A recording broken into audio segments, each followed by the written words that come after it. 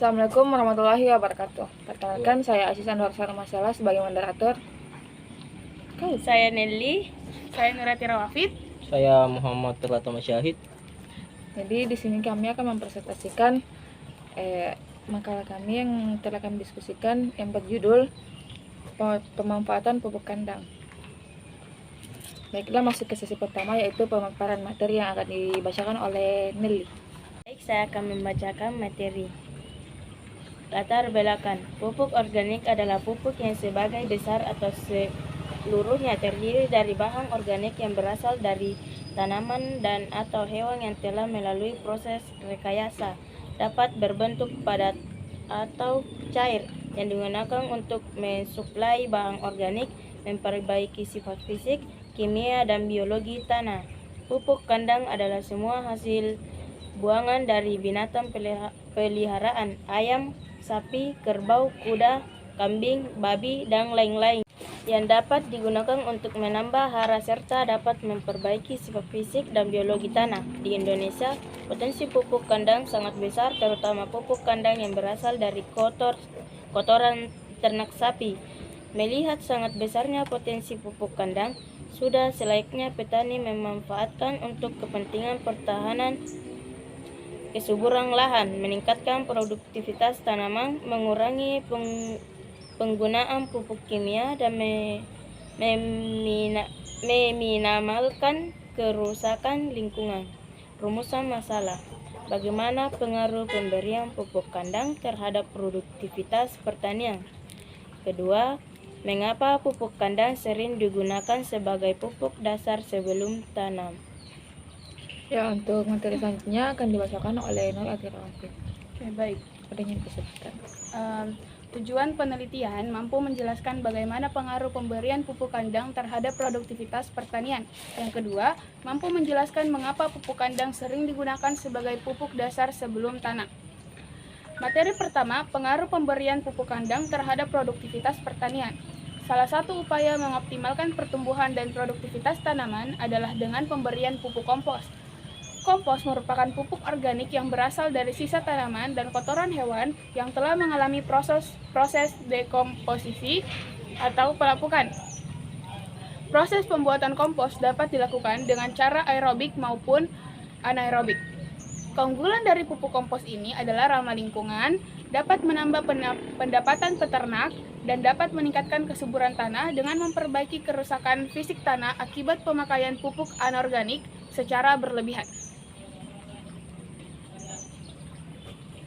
Selanjutnya akan dibacakan oleh saudara Muhammad Terlato Masyahid.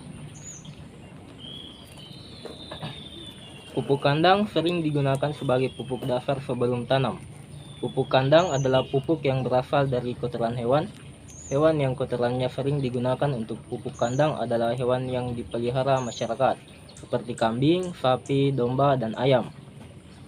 Pupuk kandang terdiri dari dua bagian, yaitu pupuk dingin. Adalah pupuk yang berasal dari kotoran hewan yang diuraikan secara perlahan oleh mikroorganisme sehingga tidak menimbulkan panas. Contohnya pupuk kotoran sapi, kerbau, dan babi. Pupuk panas adalah pupuk yang berasal dari kotoran hewan yang diuraikan mikroorganisme. Pupuk kandang bermanfaat untuk menyediakan unsur hara makro dan mikro dan mempunyai daya ikat ion yang tinggi sehingga akan mengefektifkan bahan-bahan dan anorganik di dalam tanah.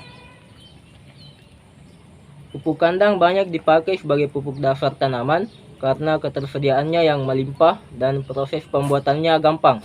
Pupuk kandang tidak memerlukan proses pembuatan yang panjang seperti kompos.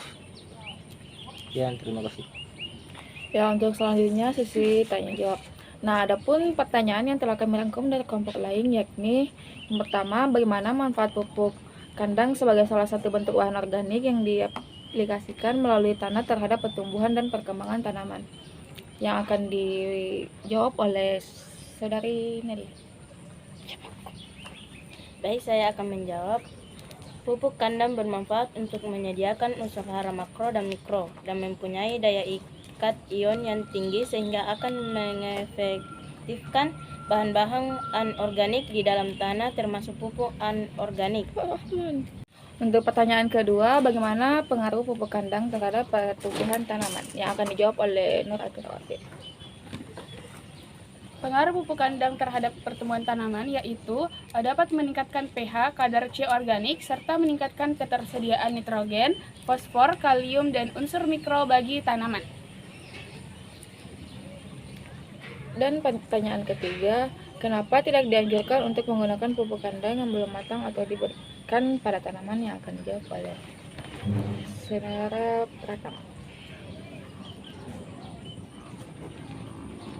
Penggunaan pupuk kandang yang belum matang akan menghambat pertumbuhan tanaman, bahkan bisa mematikan tanaman. Ya, itulah dia hasil diskusi kami dan menjawab beberapa pertanyaan dari teman-teman kami. Dari hasil diskusi kami yakni peningkatan kandungan klorofil atau SPAD index tertinggi petak percobaan yang diberi pupuk kandang 20 ton. Sedangkan perlakuan ini tidak meningkatkan hasil melon dan komponennya. Jenis pupuk kandang hanya meningkatkan tinggi tanaman, umur panen, diameter buah, dan kandungan padatan terlarut. Aplikasi kombinasi jenis dan dosis pupuk kandang tidak meningkatkan pertumbuhan. Itu saja presentasi kami. Sekian. Wassalamualaikum warahmatullahi wabarakatuh. Bye bye.